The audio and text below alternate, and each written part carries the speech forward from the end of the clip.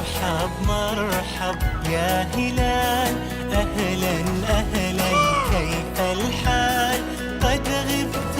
وإليك اشتقنا وانتهى بعدك صار السلام عليكم ورحمة الله وبركاته. كلتي waxaan wanaagsan dawlad ku soo dhawaada waa janalkii Xasan iyo Xuseen. Waa janalkii Xasan iyo Xuseen ee Ramadaan Kariim, Ramadaan Mubaarak, asxaabta qaaliga nagu ah ee nagu xiran. Marka hore waxaan leenahay soo dhawaada, subscribe ta, like ta, share ta, comment-ga inta baan loo dhameystiro walaalihiina nagu xiran. Ramadaan Kariim ummadda muslimka meel kasta jooga waxaan leenahay Ramadaan Kariim sanadka iyo sanadkiisa Ilaahay barwaaqo iyo shaan ugu gaarsiiyo. ما شاء الله ما انت برنامج كده بيكون سلسله ما بيكون سبسيه هي برنامج كي هورين نوقع مرتين سفرك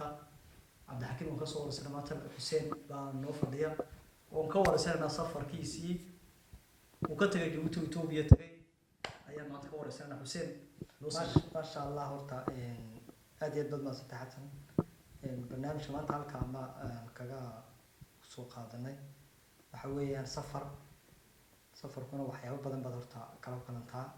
magaalada Djibouti baan ka tagay waxaan ku socday magaalada Ethiopia gaar ahaan Addis Ababa waxa dhacday marka ma raacin diyaarad gaari baan raacay magaalada Djibouti baan ka soo baxay Addis baan ku socday marka Addis inta u dhaxaysa Djibouti yaa waxa jira xaalado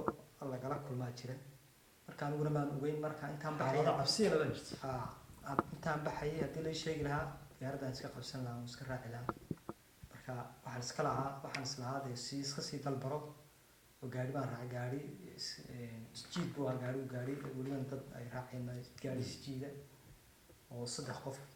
ama 4 qof baa ku fadhiisan kara shirka hore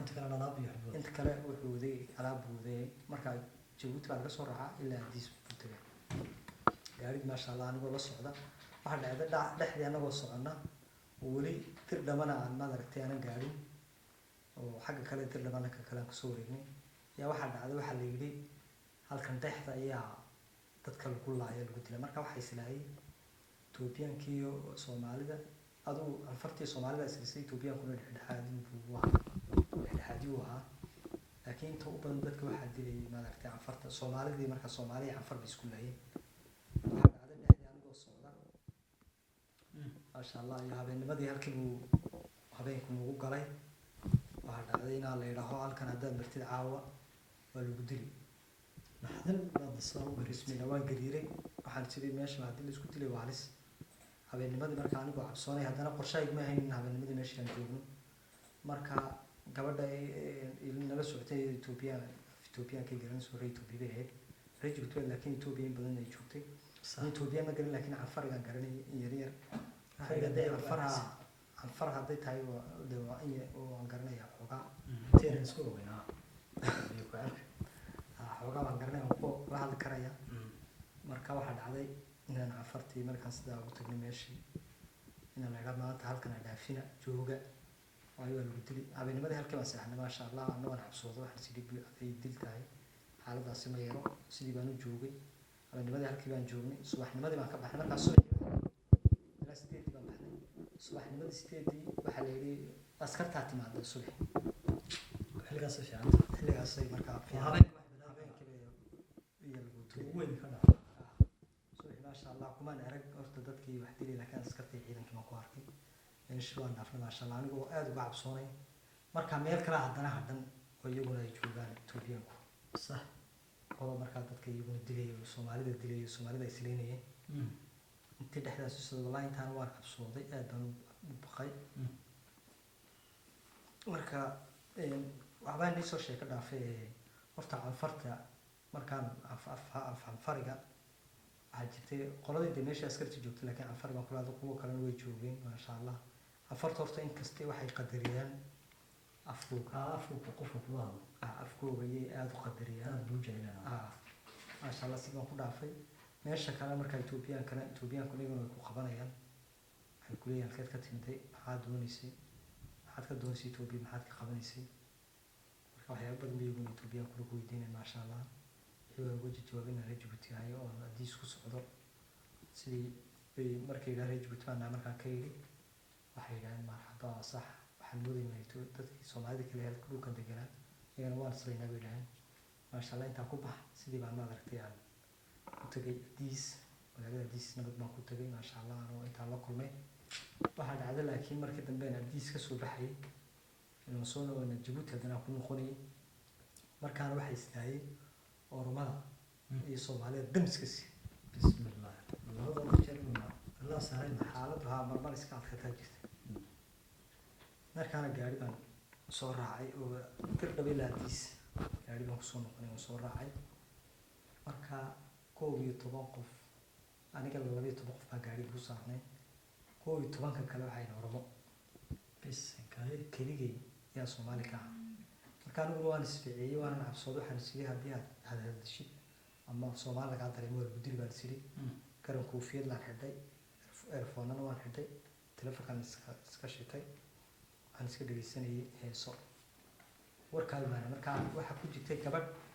Djibouti mar joogaysay oo af Soomaaliga garanaysay ayaa ku jirtay markaa bay tiri gabadhii wariyaa inanka waan qof ilaa la sabira ana ma leeyahay wariyaa inanka hadaan kula hadlay walaalay soo jeeso inanka Soomaaliga abtir waan yaa baan siiya Soomaaliga haday noqoto laba adiga bay ma qalbo qabtaan in wax Soomaaliina ba ku dhex jira waan maxay baan maxay oo naxsan baan eegay inanka maxaa ku helo ma hadlaysid Soomaali baa tahay lato markii khalaas way badhaxday waa lagu qabtaan si haba kale Soomaali maxay maxaa cabsoonaysaa bitiro oo sheekay maxaa cabsoonaysaa maxaa ku helo maxaa ku dhaco markaa baan ka yidhi wallahi maxaa ku sheekeynay afkiina ma garanayo af Soomaaligana Soomaali baan garanaa Soomaalina inagu inaad garanaysid ma moodin haba tiri waa sax adoo halka ka timid oo aan markay hore Djibouti baan ka imid isla Djibouti hadaa tahay dadka reer Djibouti ma dilin waxna ma yeelanay ma aragtay istaji waxna kuma yeelano deganaan nagu Ethioopianka waxaan sameynaa kuwan kale Ethiopia degan Soomaalida Ethiopia degan baan sameynaa oo nasdilna laakiin dad reer Djibouti waxma yeelan bay tiri iska nafis istaji iska dhaqan noo sheekay wax walba waa dhag bay ka tiri maasha Allah sidii baan maartay aan ku tagay Kirdhabe waxa dhacday hadaba markii Kirdhabe maasha Allah alxamdulillah ma ku tagay waxna ima helin Kirdhabe hadaba waxa dhacday anoo gaariga la soo Kirdhabe ilaa Djibouti iyo waxa dhacday in odayga baa soo joogsan meesha dadkan cuntada iyo dadka safarka wax siisay marka cunto garan markaa uu yiri xalimolo wax Djibouti waxa loo aqaan wax yaro macaamil xalimolo waxa meesha Ethiopia xalimolo wax baa la aqaan odayga baan yiri kaan adeeno keen xalimolo wax baan keen bacdu markaa ku jirtaan la agaarkeen xalimolo waxay intuu soo saaray uu bacdi dhiibay lacagtana na siiyay markuu in yar odayga dadkii kale ka iibinayaan la soo baxay kadan ba waxaan cunbaarsi waan furay waaba safar baa soo gashay inteedkana ku furay وهذا الصبايا بقى ما فجأة ذاك من الكارده أو حل ملوحي بان كيف وكان وادي هيستبدل حل ملوح عليك هايبش بالكلمة عن ناس وحيرون معانا وسفر كانت كمري وعجيبة لا ليس صبايا أرح هوا الجبس هذه قلت لي هاي ما كورب وصبايا وأروح حل ملوح يتوبي بالك ما الله خناي عنده الباش وفيها أنا ما كان حكي الشوطين كل عيون هاي عيد sidii baan ma aragtay ma sha Allah Djibouti ku tagay alxamdulillah marka intii safarka ma sha Allah safarka Hussein oo galayna intaas uu nagu eegyahay insha Allah anuna waqti kale aan ka soo qayb qaadan doonaa saabaan u wadaynaa ummadda muslimada ka soo mubaarak Ramadan Kareem ilaahay sanadkiisa khayr iyo bashbash barwaaqo Allah nagu gaarsiiyo caafimaad iyo cimri dheeri barnaamijka safarka intaas aan ku soo ekeynaa والسلام عليكم ورحمة الله وبركاته